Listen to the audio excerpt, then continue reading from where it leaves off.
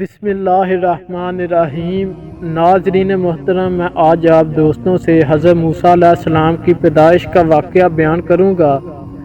ایک رات فرعون نے ایک خواب دیکھا کہ شام کی طرف سے ایک آگ آئی اور اس آگ نے تمام گھروں کو جلا ڈالا، جبکہ بنی اسرائیل والے لوگ محفوظ رہے۔ دہشت کے عالم میں بیدار ہونے کے بعد فرعون نے تمام کاہلوں اور نجومیوں کو جمع کر کے اپنا خواب بیان کیا۔ نجومیوں نے اسے بتایا کہ بنی اسرائیل میں ایک بچہ پیدا ہوگا جو فرعون کی بادشاہت کو ختم کرے گا۔ بنی اسرائیل کے یہاں بھی شروع سے ہی یہی بات مشہور تھی، لہٰذا اس خواب کے بعد وہ مزید فکر مند ہو گیا اور اس نے حکومت جاری کر دی کہ بنی اسرائیل میں پیدا ہونے والے تمام لڑکے کو قتل کر دیا جائے۔ اس حکومت کے مطابق فرعون کے حواری اور اس کے سپاہیوں نے ہر ممکن قدم اٹھایا تاکہ کوئی بھی نامولود لڑکا زندہ نہ بچ پائے، لیکن اللہ کے فیصلے الٹ ہوتے ہیں۔ دیکھتے ہی دیکھتے بنی اسرائیل کے ہزاروں نامولود بچے ذبح کر دیے گئے۔ ان دنوں حضرت موسیٰ علیہ السلام کی والدہ اپنے حمل کی ابتدا دنوں میں تھی۔ اللہ نے ان کی حفاظت کا سامان اس طرح فرمایا کہ ان کی والدہ پر معمول کے مطابق حمل کے آثار ظاہر نہیں ہوئے، جن سے آپ فرعون کی چھوڑی ہوئی دائیوں کی نگاہوں میں نہ آئیں۔ انہوں نے اس بات کو چھپا رکھا یہاں تک کہ پیدائش کا وقت قریب آ پہنچا اور انہوں نے بچے کو جنم دے دیا۔ اس بات میں سوائے قریبی لوگوں کے کوئی اور نہیں جانتا تھا۔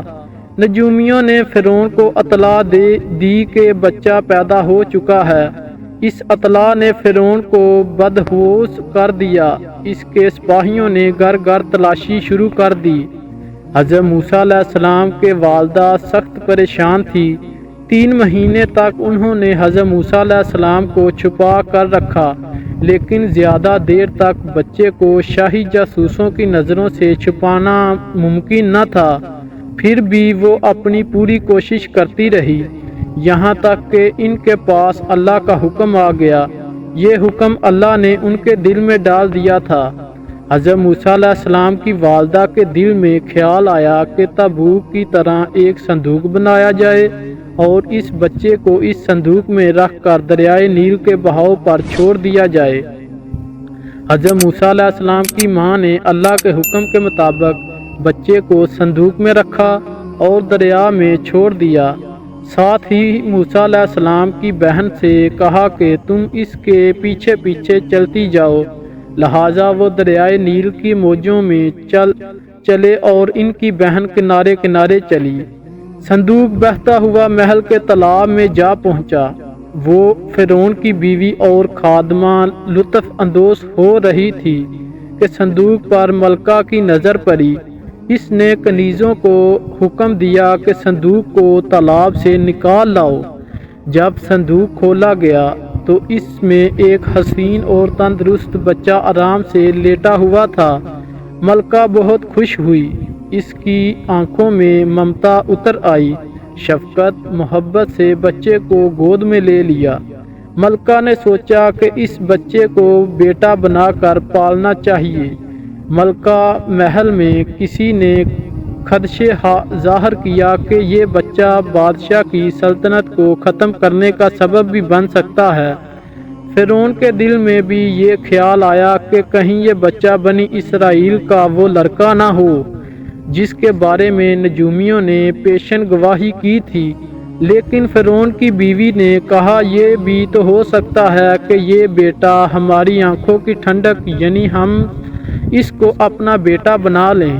اس پر فرعون نے کہا یہ صرف تیری آنکھوں کی ٹھنڈک ہے، میری نہیں۔ میں نہیں چاہتا بنی اسرائیل کا کوئی بچہ میری نگرانی میں پلے، لہٰذا یہ صرف تیری ہی آنکھوں کی ٹھنڈک ہے۔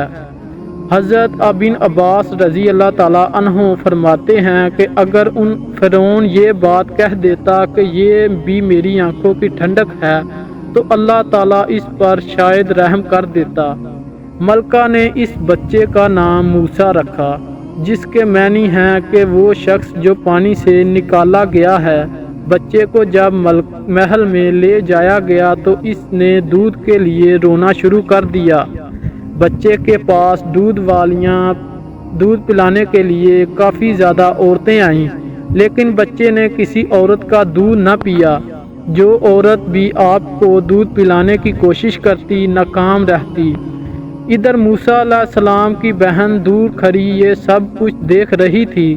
موسیٰ علیہ السلام کی بہن نے فرعون کی بیوی سے کہا، کیا میں تمہیں ایسا گھر نہ بتاؤں جو اس بچے کی تمہارے لیے پرورش کرے اور اس بچے کی خیر خواہ ہو، اس لیے کہ وہ ایک غریب گھرانے سے ہے۔ جب انہیں معلوم ہوا کہ یہ بچہ فرعون کے گھر سے ہے تو انہیں انعام و کرام ملنے کی امید رہے گی۔ اس گھر میں نیک سیرت خواتین ہیں، وہ اس بچے کو بخوش دودھ پلانا قبول کریں گی۔ فرعون کی بیوی نے کہا، چلو ٹھیک ہے۔ لہٰذا آپ کی بہن انہیں گھر لے کر آئی۔ محترمہ نے بچے کو دودھ پلایا تو آپ نے فوری دودھ پینا شروع کر دیا۔ اب چونکہ بچے نے کسی اور کا دودھ پینا قبول نہ کیا تھا، اس لیے وہ خود بچے کو لے کر آتی تھی۔ اس طرح موسیٰ علیہ السلام کی والدہ کا بے حد احترام ہونے لگا۔ یوں حضرت موسیٰ علیہ السلام شاہی محل میں پرورش پا کر جوان اور توانا ہو گئے۔ لہٰذا اللہ نے آپ کو نبوت کا منصب پر فائز کیا۔ آپ نے بنی اسرائیل کو فرعون سے آزادی دلائی اور مصر سے نکل گئے۔ فرعون بنی اسرائیل کو ختم کرنے کے لیے لشکر لے کر روزانہ آتا رہا۔ جب بنی اسرائیل بحر احمر کے قریب پہنچے تو اللہ نے ان کے لیے دریا کے بیچ سے راستہ کھول دیا۔